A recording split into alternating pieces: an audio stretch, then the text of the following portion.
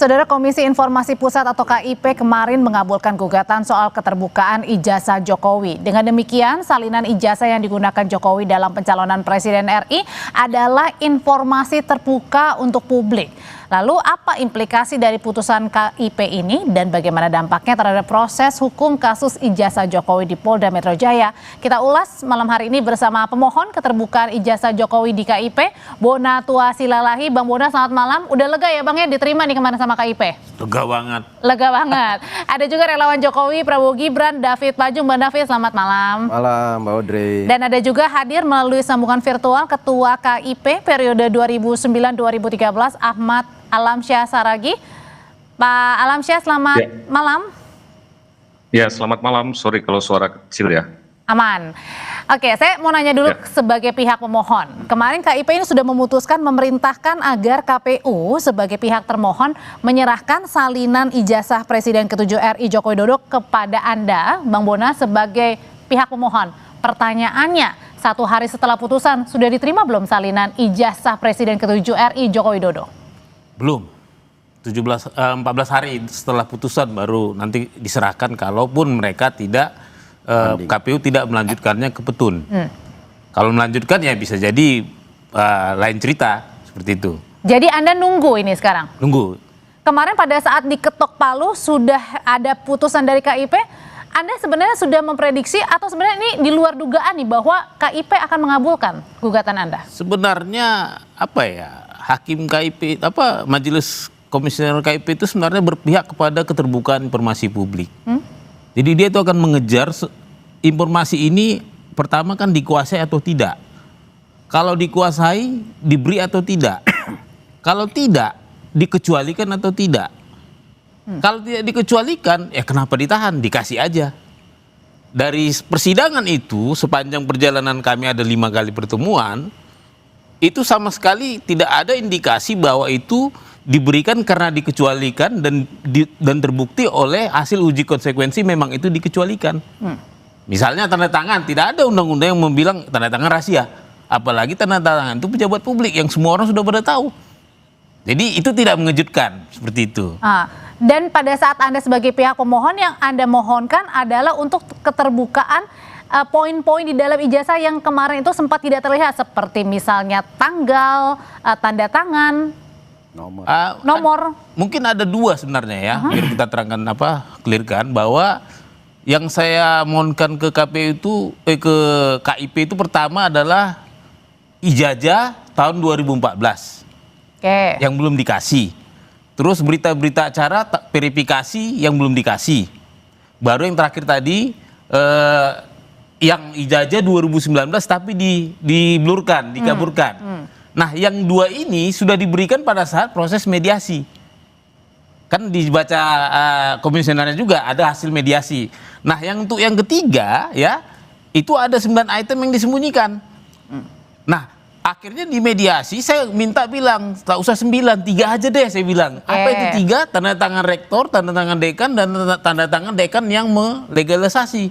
Cuman itu, tapi itu pun tidak diberikan. Sebenarnya diberikan tapi tidak boleh disalin, hanya dilihat saja.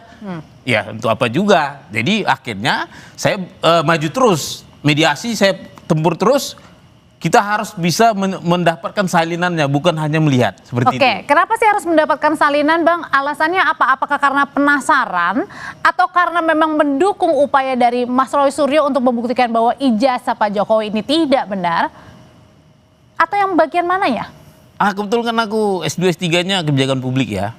Dan juga aktivis keterbukaan informasi publik. Nah, begitu aku tahu ini adalah masalah pejabat publik, maka dia mau tidak mau harus terikat pada hukum-hukum publik. Yaitu Undang-Undang Keterbukaan Informasi Publik, Undang-Undang Pelayanan Publik. Jadi berangkat karena keresahan, bukan karena mendukung yang dilakukan Mas Roy ini untuk menuding? Pasti karena ada permasalahan publik. Tapi karena ada permasalahan publik sudah lama, jadi aku buat sebuah penelitian. Penelitian itu mau nggak mau saya harus buat hipotesis. Dan hipotesisku itu adalah ijazah tidak ada. Supaya metodologiku ini mengarah ke sana. Kalau ibaratnya penelitian tanpa hipotesis itu seperti penelitian tanpa punya kelamin. Maaf ya. Oke. Nah, jadi karena saya sudah tetapkan hipotesis bahwa ijazah tidak ada, maka semua langkah-langkah metodologi Ijazah tidak ada, maksudnya ijazah Pak Jokowi tidak Iya. ada, tidak ada. bukan palsu.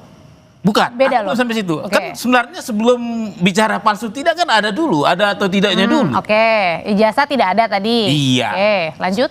Baru aku buat lagi metodologinya. Nah, karena aku berangkat dari jalur keterbukaan informasi publik, dokumen publik, maka yang ku cari ini pasti bukanlah dokumen primer, bukan dokumen ijazah asli, tapi dokumen sekunder yang syukur-syukur primer, yaitu fotokopi yang terlegalisir, yang dikuasai oleh badan publik yang sah, seperti itu. Oke, lah kemudian lalu untuk alasan untuk ke KIP sendiri karena tadi tidak menerima.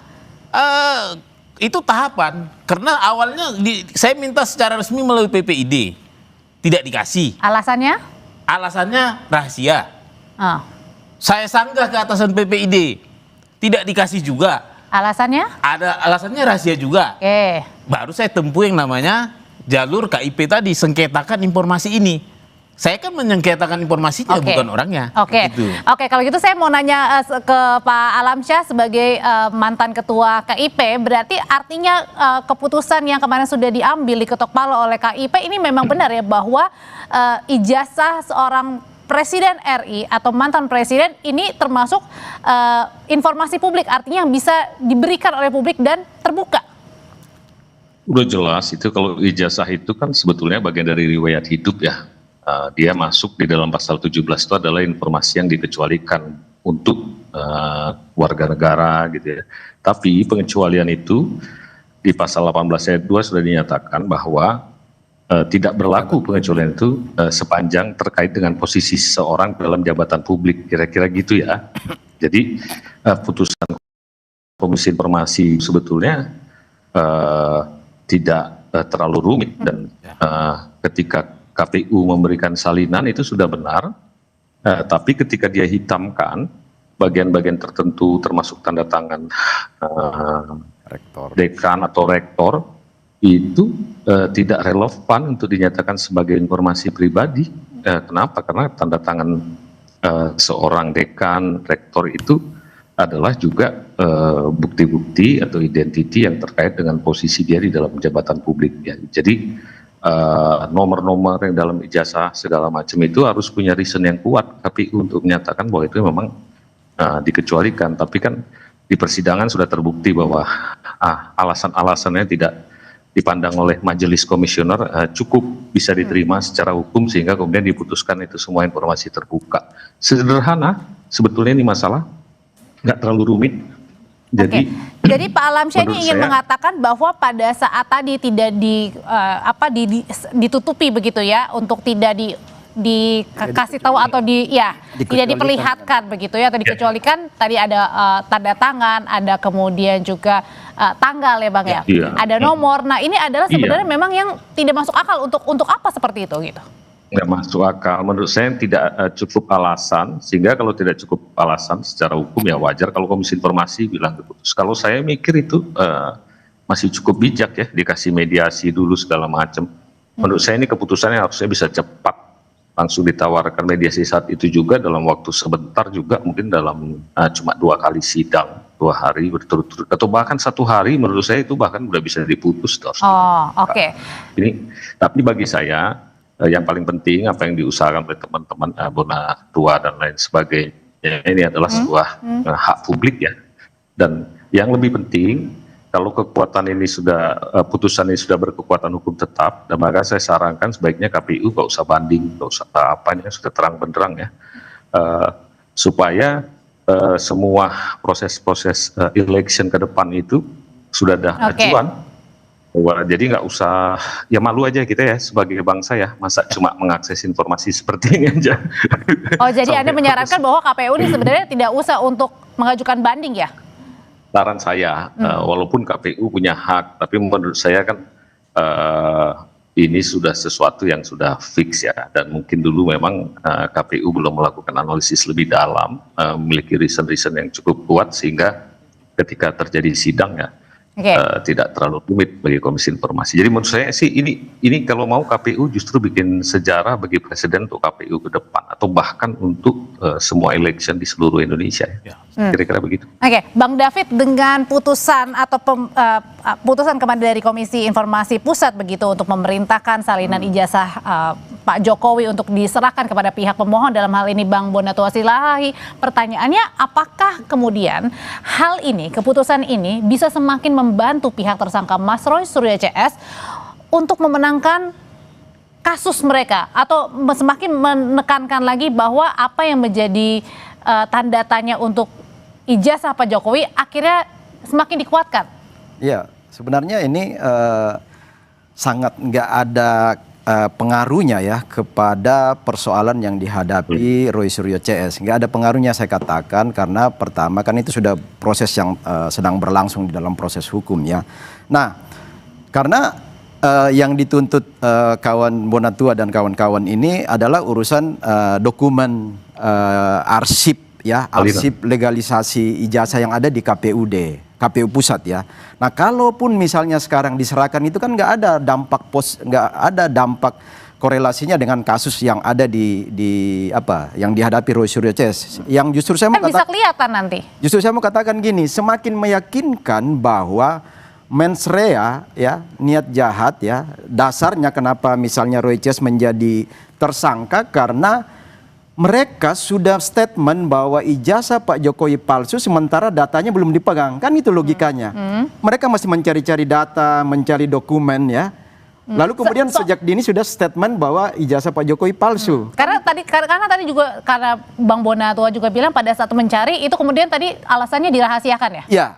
Ya. Jadi artinya dasarnya bahwa statement kawan-kawan Roy Suryo itu nggak pegang data, nggak pegang ijazah asli, nggak ada dokumen. Lalu kemudian apa dasar menyatakan palsu? Nah, sekarang baru mencari kan. Nah, sekarang bahkan kalau nggak salah ingat 2 bulan lalu kata Roy Suryo CS, kami sudah ambil fotokopi dari KPUD ya, udah dikasih. Nah, itu nggak ada sama sekali pengaruhnya, karena sebenarnya dalam case itu asli apa palsu itu harus melihat ijazah aslinya kan yang dipegang oleh Pak Jokowi yang sekarang ada di penyidik Polda Metro Jaya.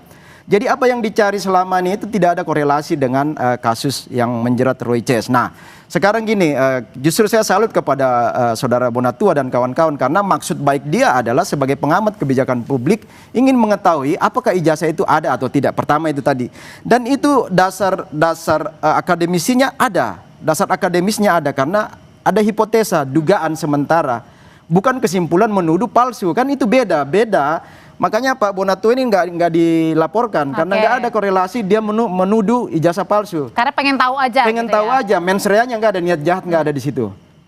Sementara teman-teman Roy dan kawan-kawan itu kan ada mens rea, niat jahat, sudah menuduh palsu padahal data nggak punya, gitu loh logikanya. Oke, kalau gitu pertanyaan selanjutnya adalah ketika nanti salinan ijazahnya Pak Jokowi diberikan kepada Anda, Bang Bona, sebagai pemohon, apa yang akan Anda lakukan? Usai jeda ya, tetap bersama kami di Sapa Indonesia Malam. Jadi Bang Bona, Anda kan sedang melakukan penelitian dan hipotesa Anda adalah ijazahnya Pak Jokowi tidak ada, bukannya palsu atau asli ya, ijazahnya tidak ada.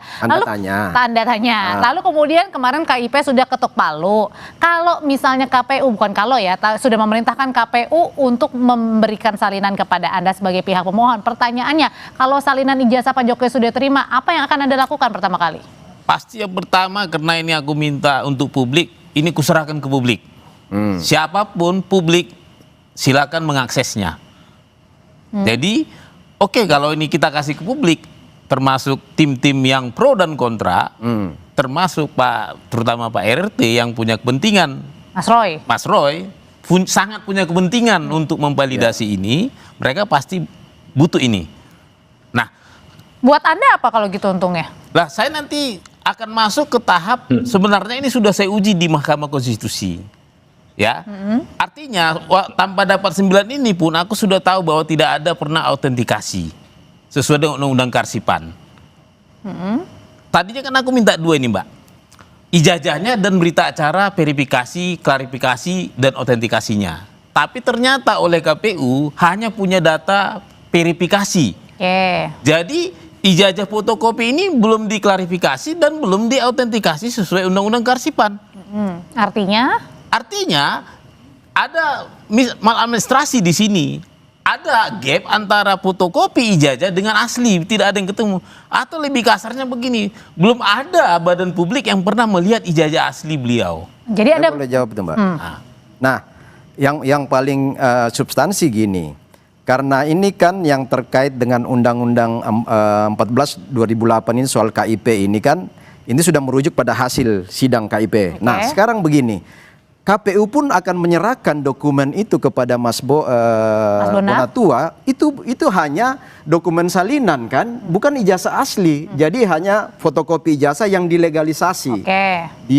Ada cap stempel. Dan tidak ditutup-tutupi. Ya, nggak ditutup-tutupi, itu akan diserahkan. Nah, pertanyaannya memang di dalam Undang-Undang Politik tahun 2017 kemarin itu kan bunyinya itu ijazah itu legalisasi lalu kemudian verifikasi. Bukan autentifikasi. Jadi PKPU itu bunyinya itu adalah verifikasi faktual lapangan. Jadi ijazah fotokopi yang dilegalisasi itu di store di KPU, itu sudah sesuai. Nah, sekarang tugas KPU memastikan bahwa ijazah itu ada. Nah, itu kan yang dokumen yang mau diminta oleh Mas Bona. Nah, pertanyaannya adalah apakah ijazah aslinya itu yang ada di Pak Jokowi, yang sekarang ada di Polda itu otentik? Asli benar-benar atau enggak? Kan itu pertanyaannya. Nah, itu tidak akan menjawab apa yang menjadi case di KIP karena beliau akan terima nanti hanya dalam bentuk fotokopi dari salinan. Meskipun tadi kata Bang Bona bilang salinan yang diserahkan dari KPU yang sudah dilegalisir juga akan dipersilahkan ketika tersangka dan itu hanya fotokopi legalisasi kan. Nah, sekarang problemnya adalah kalaupun itu nanti dibuka lalu kemudian Mas Roy Suryo CS melihat itu enggak ada dampaknya karena ijazah asli itu ada di penyidik hari ini di Polda. Itu yang harus diuji, bukan yang dari KPU. Jadi maksud saya tadi kenapa saya katakan nggak ada pengaruh sama sekali terhadap kasus palsu atau asli ini nggak ada karena itu juga fotokopi kan, fotokopi yang ada legalisasinya. Mungkin bisa kuinikan. Artinya gini. Saya boleh boleh Pak. Nanti Bang Bona. Ya, silakan Pak. Saya kebetulan ini baterainya lowbat nanti malah putus tiba-tiba. Jadi begini menurut saya. Pertama saya terima kasih sama Bonatua dan kawan-kawan ya, dengan mengakses ini paling tidak sudah jelas status informasi salinan itu terbuka. Kedua saya kan lihat juga prosesnya itu juga kemudian kan diminta tahapan-tahapannya sampai verifikasi dan ditemukan bahwa ternyata berdasarkan undang-undang selama ini untuk kasus pendaftaran itu berkaitan dengan ijazah tidak pernah sampai ada autentifikasi. Salahkah KPU kalau tidak sampai autentifikasi? Ya tidak salah juga KPU. Ya, karena hanya verifikasi bunyinya. Ya, nah tapi ini kan feedback. Ini yang dibilang oleh Bonatua tadi bahwa sebetulnya ini ada manfaat publik. Bahwa ke depan dia harus perbaiki. Ini presiden yang kita tanggung jawab. Saya nggak menuduh bahwa itu pasti palsu ya, tidak. Sama sekali saya tidak memiliki pretensi apapun tentang keaslian karena tidak sampai tahap autentifikasi. Nah, adapun kasus pidana inilah nanti yang akan masuk ke wilayah pengadilan. Andai kata memang sampai masuk pengadilan, tentunya di sana sampai tahap autentifikasi. Nah, kalau itu sudah hal yang lain ya, menurut saya.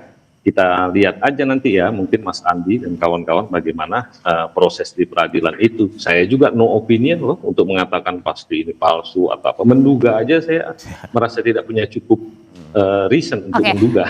Tapi kalau ini pertanyaannya Pak Alamsyah, kalau ini pertanyaannya akhirnya KIP sampai memerintahkan untuk membuka salinan ijazah Pak Jokowi karena ini dianggap sebagai informasi sebagai informasi yang terbuka ya dan bagian sebagai keterbukaan informasi publik juga. Nah, pertanyaannya apakah Komisi Pemilihan Umum ini bisa disebut sudah melakukan kesalahan atau kelalaian?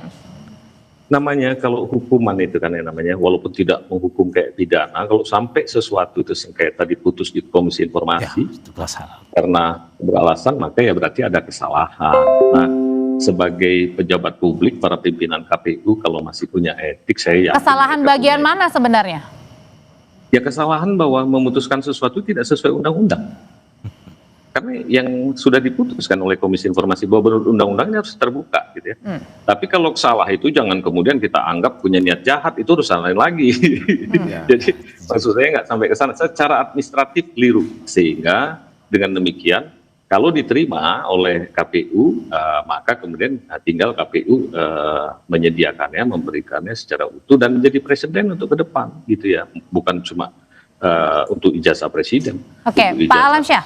Sebenarnya ada itu Mbak. Jadi menambah dari Pak Alamsyah, sebenarnya kan interpretasi yang kita dengar kemarin ya, yang kita dengar karena ketika diminta ini ke KPU, kasus posisi Pak Jokowi kan sudah tidak presiden lagi ya, sudah selesai, sehingga itu dianggap bahwa dia tidak lagi dalam posisi sebagai pejabat publik menurut pasal 18 Undang-Undang KIP. Itu sebenarnya debatnya kemarin dengan KPU itu. Ya, katakanlah KPU berpandangan begitu, dia punya tafsir lain, maka telah diputus oleh Komisi Informasi. Ini kasarnya istilah tafsirmu salah, karena kami yang punya berwenang untuk menafsirkan. Tafsirnya adalah karena ijazah itu dulu dipakai itu dalam konteks dia sedang mencalonkan sebagai presiden, dengan kata lain terkait dengan posisi dalam jabatan publik, gitu ya. Maka harus dibuka. Ya, wajar saja KPU kalau menafsirkan salah ya. Justru kan Komisi Informasi itu tetap memutus untuk sesuatu yang benarnya macam apa. Tapi Pak Alamsyah, Anda sebagai Anda adalah mantan ketua KIP juga, pernah nggak sih Anda menangani kasus yang kurang lebih hampir sama lah, akhirnya berkaitan dengan KPU, terus kemudian meminta untuk ijazah atau semacamnya lah dokumen-dokumen ini, sehingga akhirnya terjadilah peristiwa yang kurang lebih hampir sama sekarang? Ya, kalau kasus-kasus yang lain ya, kalau untuk KPU sih saya dulu tidak ada ya. Kasus-kasus lain banyak yang kemudian mungkin gini, istilahnya kami ragu. Menurut kami ini harusnya tertutup, tapi bagi pemohon ini terbuka. Dan undang-undang menciptakan yang namanya lembaga Komisi Informasi memang untuk pengadil, memutus sebetulnya mana yang benar. Ada juga kadang-kadang diperkuat putusan PPID itu, keputusan PPID bahwa itu memang tertutup karena menurut Komisi Informasi secara undang-undang yang benar harus ditutup. Ada juga yang ditolak permohonan. Jadi memang itulah fungsi Komisi Informasi. Jadi ketika ada dispute, perselisihan, beda tafsir gitu ya kan, nggak ada larangan orang untuk menafsirkan, tapi nanti ketika sampai di Komisi Informasi ya tafsir Komisi Informasi itulah yang harus jadi acuan. Berarti artinya adalah putusan ini juga bisa digunakan untuk pejabat-pejabat publik atau mantan pejabat publik lainnya? Ya sama, kalau sekarang saya kan dulu pernah jadi pimpinan ombudsman misalnya, ada orang yang mau minta, sekarang saya sudah tidak jadi pimpinan ombudsman. Dulu waktu Alamsyah punya ikut seleksi ombudsman, mana salinan ijazahnya? Ya pansel yang ada di Setnek, karena Setnek dulu yang di situ yang mengelola. Ya Setnek sebagai badan publik harus menyediakan. Kasih saja salinan ijazah saya itu, gitu kan. Dan ini kan sudah jadi presiden ya, sudah diputus oleh Komisi Informasi. Nah, ini mungkin jadi kita akan sampai pada tahap tidak lagi berselisih tentang salinan ijazah ini ya. Jadi mungkin sedikit Bu Audrey. Ya. Mungkin ya bagus nih Pak Alamsyah dan tadi Bung Bonatua. Jadi ini sebenarnya pembelajaran terhadap proses politik kita ke depan. Jadi misalnya soal undang-undang politik termasuk nanti rujukan-rujukan PKPU itu sudah harus bunyi. Misalnya bukan saja proses verifikasi faktual, tetapi proses autentifikasi pun seperti yang dimaksud oleh Pak Bonatua tadi bisa masuk ke undang-undang kita nanti, sehingga nggak akan ada lagi debat-debat seperti ini, nggak ada lagi fitnah-fitnah untuk menuduh seorang presiden itu memalsukan ijazah. Itu penting sebenarnya. Ini poin penting dari proses keterbukaan informasi publik ini. Oke, kalau gitu Bang Bonatua sebenarnya balik lagi ke pertanyaan awal. Kalau misalnya sudah diberikan, apa yang akan Anda lakukan? Anda dulu deh. Ya, baik. Terima kasih. Jadi yang saya peroleh itu data paling tidak data sekunder. Di atasnya ada primer dan ada asli. Jadi ini semua punya level analisis yang berbeda. Saya kurang sepakat juga dengan Bang David tadi. Kalau saya dapat data sekunder fotokopi bukan berarti tidak bisa dianalisis. Kita bisa analisis PON. Kita bisa analisis tanda tangan, ya kan? Kita bisa analisis itu nama-nama yang ada informasi yang di dalam itu kita bisa analisis. Maksudnya adalah Anda mencocokkan benar atau enggak? Kalau perlu Anda telepon ke yang bersangkutan gitu. Terus misalnya ini sederhana saja, analisis sederhana, analisis legalisir ya. Itu kan saya punya 5 spesimen tanda tangan dekan yang melegalisir berbeda-beda. Ada 3 itu yang legalisir saja. Itu kan bisa di cross check dengan orang-orang yang melegalisir di tahun yang sama, tanggal yang sama bila perlu. Sama nggak spesimennya? Untuk apa itu kemudian? Kalau ya, identifikasi apakah ijazahnya asli apa fotokopinya, apakah fotokopinya asli atau tidak? Itu lagi nih bermasalah. Oke. Ya kalau Seperti itu batas dugaan lah nanti ya. Jadi istilahnya Mas Bona akan bisa melihat dugaan apakah ada dugaan tidak sama, tidak identik atau identik, batasnya itu loh mungkin. Oke, tapi kalau misalnya balik lagi ketika misalnya ada yang mempertanyakan misalnya, wah jangan-jangan Bang Bona ini ada di kubu Mas Roy, sebenarnya Anda ada kepentingan atau enggak nih? Saya dari awal dikit lah. apa ya, mungkin di TV ini juga ya, Kompas ya waktu itu. Saya ceritakan gamblang awal saya pertemuan dengan beliau. Saya baru kenal beliau itu November, pertengahan Agustus, Mas Roy. Awal September saya ketemu dengan Bang Rismon, dan pertengahan November saya ketemu Bu Tifa, Dr. Tifa. Oh ini menjadi TSK semua? Iya, artinya kami ini satu pihak, satu sisi di dalam hal penelitian ilmiah. Karena mereka mengakui sebagai peneliti, saya peneliti, tentu kami sama dong. Berbeda dengan Bang David dan kawan-kawan. Kan tidak ada yang peneliti. Seandainya tadi mereka juga bilang peneliti, saya kan ketemu mereka juga. Kami kan akan berkolaborasi data. Sesama peneliti itu biasanya paling nyambung tuh kalau bicara data. Masalah analisis bisa beda-beda. Masalah kesimpulan lagi pasti berbeda. Nah, kami ini berkepentingan dalam data. Artinya kepentingan saya jelas di sini penelitian. Walaupun terus terang kita kan manusia ini kan hidup di sana ini kan banyak entitas. Entitas saya dalam hal ini adalah sebagai peneliti. Makanya tadi saya bilang saya masih lebih memberi apresiasi pada Bang Bonatua ini karena memang tahapan-tahapan nilai-nilai akademis itu sebagai peneliti itu clear ya. Ada hipotesa itu kan dugaan awal. Meskipun tadi ketemu juga dengan para ya, itu sangka. ketemu pada titik berikut. Kemudian ada variabel-variabel. Kan kalau dalam penelitian itu ada hipotesa, HO-nya apa, HA-nya apa. Variabel independennya apa, variabel dependennya apa, variabel yang mempengaruhi secara bebas itu apa. Kan itu semua. Nah, teman-teman Roy Case kan tidak melakukan hal-hal itu, langsung nuduh. Padahal terbukti bahwa setelah menuduh bahwa ijazah Pak Jokowi palsu baru mencari dokumen ke KPU. Kan itu yang terjadi kemarin. Ketika kami juga debat di sini bersama Mas Roy Suryo, dia baru mengatakan saya sudah dapat ini dari KPU. Padahal kan dia sudah dilaporin karena kesimpulan di depan baru data di belakang. Nah, kalau Mas Bonatua dugaan awal hipotesa di depan, mencari data sebelum mengatakan ini ada atau tidak ijazah, kan itu problem. Jadi beda, sangat berbeda, sehingga saya katakan saya masih lebih memberi apresiasi kepada Bung Bonatua karena tahapan itu clear. Dan putusan KIP juga ini tidak memengaruhi kasus. Tidak ada pengaruh karena keputusan KIP pasal 46 itu hanya dua, yaitu sebuah dokumen itu dikecualikan atau tidak dikecualikan. Artinya kalau tidak dikecualikan berarti publik bisa mengakses. Kan hanya itu dua keputusan KIP. Menurut pasal 46 Undang-Undang 14 2008, dan itu yang terjadi pada gugatan beliau disetujui, dan memang nggak ada pengaruhnya karena ijazah asli itu ada pada Pak Jokowi dan sekarang ada di Polda. Dan nanti masih ditunggu berarti 14 hari ya, tergantung dari KPU membanding atau enggak ya. Betul. Bang Bona terima kasih, Bang David terima kasih, sebelumnya ada Pak Alam Syah Saragi juga terima kasih, selamat malam. Terima kasih. Kasih Bang Alam.